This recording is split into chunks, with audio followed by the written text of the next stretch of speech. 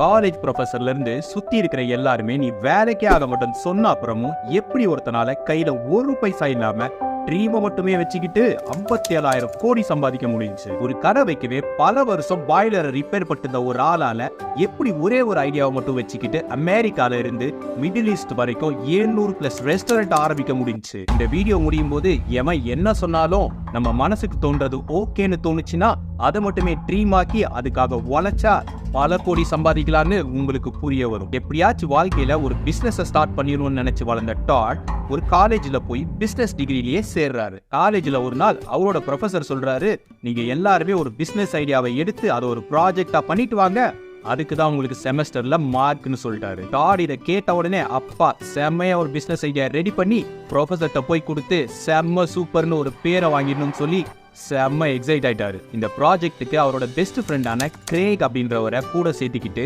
ஒரு ஐடியாவை ரெடி பண்ண ஸ்டார்ட் பண்றாங்க. டாட் சொல்றான், நம்ம ஒரு ரெஸ்டாரண்ட் ஆரம்பிக்கிற ஒரு ஐடியாவை பண்ணலாம், அதுவும் ஒரே டிஷ்ஷை மட்டும் செஞ்சு விற்கலாம், அப்பதான் அதையே செம்ம டேஸ்டியா விற்க முடியும்னு சொல்றான் டாட். உடனே கிரேக் சொல்றா, நீ சொல்றதும் கரெக்ட் தான்டா, பல ஐட்டம்ஸை வச்சு டேஸ்ட் எல்லாம் விற்கிறதுக்கு ஒரே ஐட்டமை டேஸ்டா செஞ்சு விற்கலாம், அதுவும் நமக்கு பிடிச்ச அந்த சிக்கன் ஃபிங்கர்ஸே செய்யலாம்னு சொல்லி ரெண்டு பேரும் முடிவு எடுத்துட்டாங்க. இந்த ஐடியாக்காக பல ரெஸ்டாரண்ட்டுக்கு போய் பயங்கரமா உழைச்சு ரிசர்ச் பண்ணி அதுக்கப்புறம் இந்த ப்ராஜெக்ட் எடுத்துட்டு போய் ப்ரொஃபசர்கிட்ட சப்மிட் பண்ணிட்டாங்க. மார்க் வந்துச்சு. ரெண்டு பேரும் செம்ம ஷாக். என்ன மார்க்னு பாக்குறதுக்கு முன்னாடி எனக்கு என்கரேஜ் பண்றதுக்காக ஒரு மார்க் போடணும்னு நினைச்சீங்கன்னா ஒரு சப்ஸ்கிரைப் மட்டும் பண்ணிருங்க. மார்க் என்னன்னு பார்த்தா ரெண்டு பேரும் தான் கிளாஸ்லயே கடைசி மார்க். செம்ம கடுப்பான ரெண்டு பேரும் ப்ரொஃபசர்கிட்ட போய் நிக்க ப்ரொஃபசர் சொல்றாரு, ஆமா ஒரே டிஷ்ஷை செஞ்சு எப்படி ஒரு ரெஸ்டாரண்ட்டை ரன் பண்ண முடியும், அதுவும் ப்ராஃபிட்டா, பிளஸ் இது முட்டாத்தனமான ஒரு ஐடியாவா இருக்கு, அதுவும் KFC மெக்டொனால்ட்ஸ் இருக்கிற இடத்துல நீங்க போய் சிக்கன் ஃபிங்கர்ஸை மட்டும் வித்து ப்ராஃபிட் ஆக போறீங்களா, போய் ஏதாவது புத்திசாலித்தனமா யோசிங்கடா, முட்டாத்தனமா யோசிக்காம அப்படின்னு சொல்லி அனுப்பிட்டாரு. ரெண்டு பேரும் செமையா உடஞ்சு போயிடுறாங்க.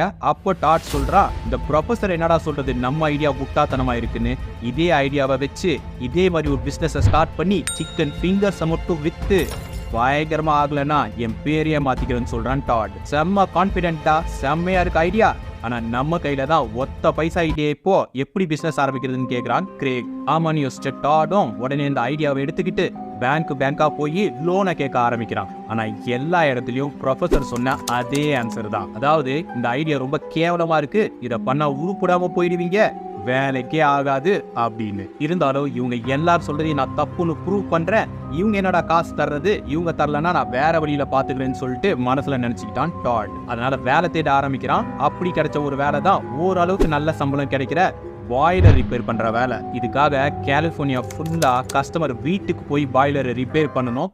என்னதான் இது கஷ்டமா இருந்தாலும் இப்படி போகும்போது ஒரு தடவை இன் அண்ட் அவுட் அப்படின்னு ஒரு கடையை பாக்குறான் டாட். அந்த கடையில பார்த்தா வெறும் பர்கரை மட்டுமே வித்து செம ப்ராஃபிட்டா சம்பாதிக்கிறாங்க. இதை பார்த்த உடனே டாடுக்கு செம உற்சாகம் வருது, ஓ நம்ம ஐடியா இருக்கு, இதுல நம்மளால சம்பாதிக்க முடியும்னு. ஆனா இந்த வர்ற காசு சுத்தமா பத்தவே இல்லை பிசினஸ்க்கு சேர்த்தி வைக்கிறதுக்காக. அதனால அடுத்த வேலையை தேட ஆரம்பிச்சிட்டான் டாட். அப்படி கிடைச்ச ஒரு வேலை தான் சால்மன் ஃபிஷ் பிடிக்கிறது. இதுக்காக போட்டை எடுத்துக்கிட்டு நடு கடல்ல குளூர்ல போய் உயிரை பணைய வச்சு சால்மன் ஃபிஷ்ஷை பிடிக்கணும். என்னதான் வேலை ரொம்ப கஷ்டமா இருந்தாலும் செம்ம சேலரி கொடுத்தாங்க. அதனால இந்த வேலையிலேயே ஸ்டே பண்ணி கொஞ்சம் நல்லா சேர்த்தி வைக்க ஆரம்பிச்சான். இப்ப கொஞ்ச நாள் வேலை பார்த்ததுல நல்ல காசு சேர்ந்து பிசினஸ் ஆரம்பிக்க ரெடி ஆயிட்டான். ஆனா ஒரே சிக்கன் ஃபிங்கரை மட்டும் வித்து எப்படி பிசினஸ் பண்றது, சரி பரவாயில்ல ஆரம்பிச்சு பாப்போம்னு சொல்லி அவனோட ஹோம் டவுனான அலாஸ்காக்கு கிளம்பி வந்து ஃபர்ஸ்ட் ரெஸ்டாரண்ட்டை ஆரம்பிக்க வேலை எல்லாத்தையும் ரெடி பண்றான். எங்க ஆரம்பிக்கலாம்னு யோசிச்சுட்டு இருக்கும்போது ஒரு காலேஜ் முன்னாடி இருக்கிற ஒரு வேர் ஹவுஸை ரெண்ட்டுக்கு எடுக்கிறான். ஏன்னா அவன் நினைக்கிறான் காலேஜில் இருக்கிறவங்க எல்லாருமே இங்க வந்து சாப்பிடுவாங்க, நம்மளுக்கு வியாபாரம் நல்லா ஆகும்னு. அந்த வேர் ஹவுஸ் ரெடி பண்றதுக்கு ஆளை பிடிச்சி செலவு பண்ணா ரொம்ப ஆகும்னு சொல்லி தனியா ஒரே ஆளா நின்று வேர் ஹவுஸை கிளீன் பண்றதுல இருந்து பெயிண்டிங் அடிக்கிறதுல இருந்து எல்லாத்தையுமே பண்றான். கடைக்கு தேவையான எக்யூப்மெண்ட்லாம் வாங்கி தனியா செட் பண்றான். சொல்ல போனா ஒரு பால் அடைஞ்ச பங்களாவை வாங்கி செம்மையா ரெடி பண்ணிட்டான் டாட். ஆமா இந்த ரெஸ்டாரண்ட்டுக்கு என்ன பேரை வைக்கலாம் அப்படின்னு டிஸ்கஸ் பண்ணிட்டு போது அவனோட ஃப்ரெண்டு சொல்றான் காமெடியா, உன்னோட நாய் பேர் தான் ரேசிங் கேன் ஆச்சே, அதை வெய்யி நீ எப்படி வாழ்க்கையில ரேஸ் ஆகுறன்னு நானும் பாக்குறேன்னு. ஆனா டாட் நினைக்கிறான், இதுவே நல்லா இருக்கே, இந்த பேரையே வச்சிடலாமே. வச்சது மட்டும் இல்லாம அந்த நாயோட ஃபேஸையே கடைக்கான லோகோவாவும் மாத்திட்டாரு. அந்த ரேசிங் கேன் அந்த டாகும் எப்பவுமே டாட் கூடவே சுத்திக்கிட்டு இருக்கும். கடையில வந்து ஹெல்ப் கூட பண்ணுமா. இப்ப எல்லாமே ரெடி ஆயிடுச்சு பிசினஸ்க்கு. ஃபர்ஸ்ட் நாள் ரெஸ்டாரண்ட்டையும் திறந்துட்டாங்க. இதை ஆரம்பிக்கும் போது டாட்க்கு வெறும் 24 வயசு தான். இதனால இதை கேள்விப்பட்ட மக்கள் பக்கத்துல இருந்த காலேஜ்ல இருந்து கம்யூனிட்டில இருந்து வந்து ஃபர்ஸ்ட் நாள் நல்லா சப்போர்ட் பண்றாங்க. பயங்கரமா சேல் ஆகுது. ஃபர்ஸ்ட் நாள் மக்கள் குவிறாங்க. அடுத்த நாள் காலையில 3 மணி ஆயிடுச்சு. ரெஸ்டாரண்ட்டை ஃபர்ஸ்ட் நாள் க்ளோஸ் பண்ணவே. காலேஜ் படிக்கும் போதே இவன் பல ரெஸ்டாரண்ட்ல வேலை பார்த்துருக்கான். அந்த எல்லா இடத்துலையுமே எம்ப்ளாயிஸ் கண்டிப்பா யூனிஃபார்ம்ல தான் வரணும். எம்ப்ளாயிஸ் திட்டுவாங்க, ப்ரெஷர் பண்ணுவாங்க, ஏன் சில இடத்துல டார்ச்சர் கூட பண்ணியிருக்காங்க. இதனால எம்ப்ளாயிஸை நல்லா வச்சுக்கிட்டாதான் சந்தோஷமா வேலை பார்ப்பாங்க, கஸ்டமர்ஸையும் நல்லா ட்ரீட் பண்ணுவாங்கன்னு நினைச்சவன் எம்ப்ளாயிஸ் கிட்ட போய் நீங்க எந்த யூனிஃபார்ம்லையும் வர வேண்டாம், உங்களுக்கு என்ன ட்ரெஸ் பிடிக்குதோ அந்த ட்ரெஸ்ல கம்ஃபர்டபுளா வந்து வேலை செய்யுங்க அப்படின்னு சொன்னது மட்டும் இல்லாம எம்ப்ளாயிஸ்க்கு நல்ல சம்பளம் கொடுத்து நல்லா பாத்துக்கிறான். ரெஸ்டாரண்ட்ல எப்பவுமே சில்லா இருக்கணுன்றதுக்காக எப்பவும் மியூசிக் ஓடிக்கிட்டே இருக்கும். இது இல்லாம எம்ப்ளாயிஸும் கஸ்டமர்ஸை சூப்பரா பாத்துக்கிட்டாங்க. இந்த சிக்கன் ஃபிங்கர்ஸ் கூட கொடுக்குற சாஸ் எல்லாம் செம்ம டேஸ்டா இருக்கணும்னு சொல்லி அதுக்காக ரிசர்ச் பண்ணி ஒவ்வொன்றத்தை ஆட் பண்ணி பயங்கரமா சாஸை செஞ்சு சாப்பிட்டவங்களாம் சூப்பர்னு சொல்ற அளவுக்கு செஞ்சான். இந்த ரெஸ்டாரண்ட் இப்போ நல்லா ஓட ஆரம்பிக்குது. மக்களும் கூட்டமா வர ஆரம்பிச்சிட்டாங்க. உடனே டாட் நினைக்கிறான், நம்ம படிச்ச காலேஜ் இந்த பக்கத்துல தானே இருக்கு, அந்த நம்மள வேலைக்காகாதுன்னு சொன்னால அந்த ப்ரொஃபசர், அவன் கண்டிப்பா இந்த இடத்துக்கு வந்து ஒரு நாள் பார்த்தா செம்மையா இருக்கும்ல அப்படின்னு மனசுலயே யோசிச்சுக்கிட்டான். முதல் மாசத்திலேயே பிசினஸ்ல ப்ராஃபிட் வர்றது சாதாரண விஷயம் கிடையாது. ஏன்னா முக்கவாசி பிசினஸ்ல லாஸ் தான் ஆகும். ஆனா இந்த டாடோட சிக்கன் ஃபிங்கர் பிசினஸ்க்கு ஃபர்ஸ்ட் மாசமே 2000 ரூபா ப்ராஃபிட் கிடைச்சது. கஸ்டமர்ஸ்லாம் செம்ம ரெஸ்டாரண்ட் அப்படின்னு ரிவ்யூ எழுத ஆரம்பிச்சாங்க.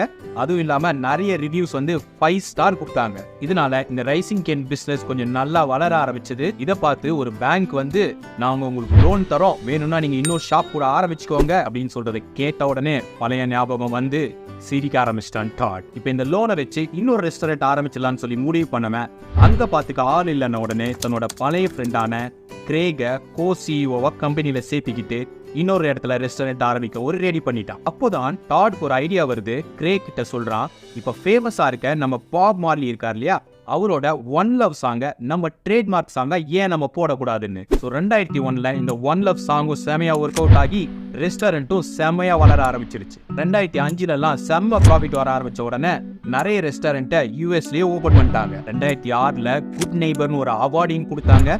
ஏன்னா டாட் இந்த பிசினஸ்ல வர பாதி காசை இல்லாதவங்களுக்கெல்லாம் கொடுக்க ஆரம்பிச்சான். 2007 பெஸ்ட் பிளேஸ் டு ஒர்க் அப்படின்ற ஒரு அவார்டும் வாங்கிச்சு இந்த கம்பெனி. ஏன்னா டாட் இந்த கம்பெனியோட எம்ப்ளாயிஸை அவ்வளோ சந்தோஷமா வச்சுக்கிட்டான். அதுக்கப்புறம் அமெரிக்கா ஃபுல்லாவே நிறைய ரெஸ்டாரண்ட் ஆரம்பிச்சாரு. செம்மையா காசும் வரவும் ஆரம்பிச்சிருச்சு. இதனால குவைத்துல போய் ஒரு ரெஸ்டாரண்ட் ஆரம்பிக்கிறாரு. அதுவும் செம்ம சக்சஸ்ஃபுல் ஆன உடனே பல ரெஸ்டாரண்ட்டை மிடில் ஈஸ்ட் ஃபுல்லா ஆரம்பிச்சிட்டாரு. இப்ப நினைச்சு பாக்குறாரு, குளூர்ல மீன் பிடிச்ச நடுக்கடல்ல போய் எவனுமே நம்ம ஐடியா ஒர்க் அவுட்டே ஆகாதுன்னு சொன்னா, ஆனா நம்ம மனசுக்கு பிடிச்சதுன்னு சொல்லி ஒரு பிசினஸ் ஆரம்பிச்சோம், அதுதான் இன்னைக்கு சக்சஸ்ஃபுல்லா நிக்குதுன்னு சொல்லி மனசுக்குள்ளே நினைச்சுக்கிட்டு காலரை தூக்கி விட்டுட்டு நடக்க ஆரம்பிச்சான். இன்னைக்கு டாடோட சொத்து மதிப்பு 50 இல்ல 100 இல்ல 57,000 கோடி. பிளஸ் இன்னைக்கு 700+ ரெஸ்டாரண்ட்ஸ் இருக்கு. மொத்தமா உலகத்துல 307வது பணக்காரனாவும் இருக்காரு இந்த டாட். இந்த மோட்டிவேஷனல் ஸ்டோரி உங்களுக்கு பிடிச்சிருந்தா ஒரு லைக் மட்டும் போட்டு விடுங்க. இன்னொரு வீடியோல பார்க்கலாம். Until then, bye from Raj. Have a good day everyone. Cheers.